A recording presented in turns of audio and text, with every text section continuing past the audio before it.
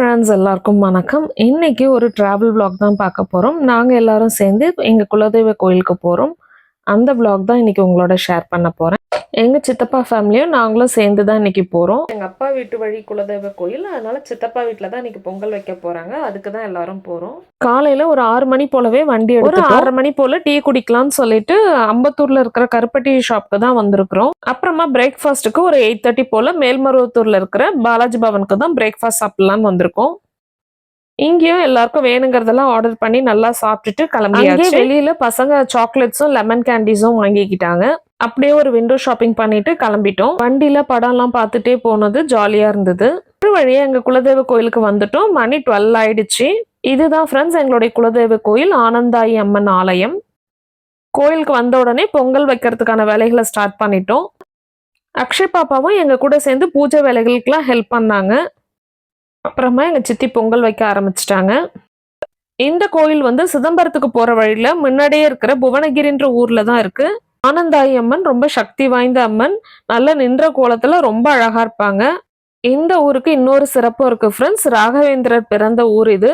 ராகவேந்திரர் பிறந்த வீட்டை வந்து இப்ப கோயிலா மாத்தி சூப்பரா வழிபட்டுட்டு வராங்க. அதுக்குள்ள நாங்க பொங்கலும் செஞ்சு முடிச்சிட்டோம். சித்தப்பா ஹஸ்பண்ட் எல்லாரும் சேர்ந்து உள்ள பஞ்சாமிர்தத்துக்கும் அபிஷேகத்துக்கும் ரெடி பண்ணியிருந்தாங்க. அதுக்குள்ள நாங்கெல்லாம் இங்க பொங்கல் வச்சு முடிச்சிட்டோம். அக்ஷய் பாப்பா மாவிளக்கு ரெடி பண்ணிட்டு இருக்காங்க.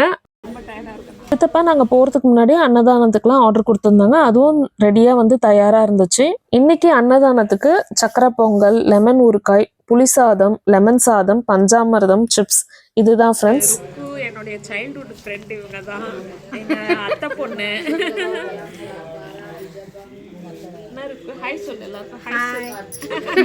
அங்க அந்த ஊர்லயே நமக்கு சொந்தக்காரவங்க எல்லாம் இருக்கிறாங்க. அவங்க எல்லாம் பூஜைக்காக வந்திருந்தாங்க. இதெல்லாம் நல்லா முடிச்ச பிறகு எல்லாரும் சந்தோஷமா உட்காந்து கொஞ்ச நேரம் ரிலாக்ஸ்டா பேசிட்டு இருந்தோம்.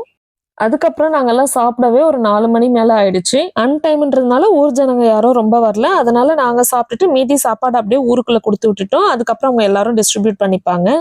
எங்க கோயில் இருக்கிற இடம் உண்மையிலே ரொம்ப அழகான இடம் ஃப்ரெண்ட்ஸ். கொஞ்ச நேரத்துல எங்க மயில்லாம் வர ஆரம்பிச்சிடுச்சு. உங்களுக்கு வீடியோல கிளியரா தெரியுதான்னு தெரியல, பட் நேர்ல ரொம்ப அழகா இருந்தது. அப்புறம் மெமரிஸ்க்காக கொஞ்சம் பிக்ஸ் எல்லாம் எடுத்துக்கிட்டோம். இங்க எல்லா வேலைகளையும் முடிச்சுட்டு அடுத்து நாங்க போன இடம் ராகவேந்திரர் கோயிலுக்கு தான். இங்க போட்டோ அலோவ் பண்ண மாட்டாங்க, அதனால வெளியில எடுத்துக்கிட்டோம். ரொம்பவே ஆத்மார்த்தமா மன திருப்தியோட இருந்தது இங்க வந்தது. அப்புறம் கிளம்பிட்டோம். ஒரு 10:30 போல திண்டிவனத்துக்கிட்ட ஐஸ்வர்யா ஹோட்டலுக்கு தான் சாப்பிட வந்திருந்தோம். டேபிள்லயே இன்பில்ட் இண்டக்ஷன் இருக்கும் ஃப்ரெண்ட்ஸ். சாம்பார், ஹாட் வாட்டர்லாம் நம்மளே சூடு பண்ணிக்கலாம். இந்த ஹோட்டல் என்னோட பர்சனல் சாய்ஸ் ஃப்ரெண்ட்ஸ். ரொம்ப நல்லா இருக்கும் டேஸ்ட்டுமே.